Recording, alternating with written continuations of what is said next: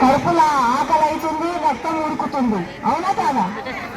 అందరికీ కడుపు బాధ ఉంది. ఒకరికి ఉపాధి లేదు, ఒకరికి భూములు వాయే, ఒకరికి షాపులు వాయే, ఒకరికి ఇల్లు ఇస్తా అన్నారు, ఇల్లు ఇయ్యలే. బంగారం ఇస్తా అన్నారు, బంగారం ఇయ్యలే. ఉద్యోగం ఇస్తా అన్నారు, ఉద్యోగం ఇయ్యలే.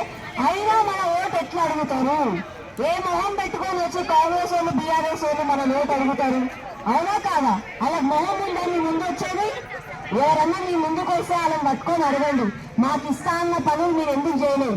మా ఓటు మీకు వేసే మీరు ఎందుకు పనులు చేయకుండా మీ అంతలో మీరు మంచిగా ఉన్నారు, మా బతుకులు ఎందుకు ఈ ఓళ్ళ మీద ఉన్నాయని చెప్పి ప్రతి ఒక్కరు నిలదీసి అడగండి.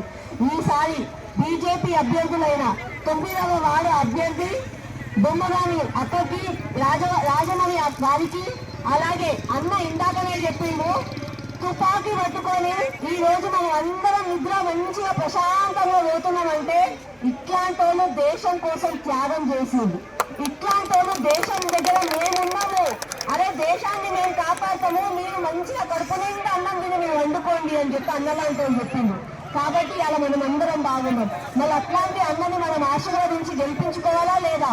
ఆ రోజు బోర్డర్లలో ఉంటేనే మన దేశం ఎంత సురక్షితంగా ఉంది అంటే, మన మధ్యలో ఉంటే మనం ఎంత సురక్షితంగా ఉంటాం.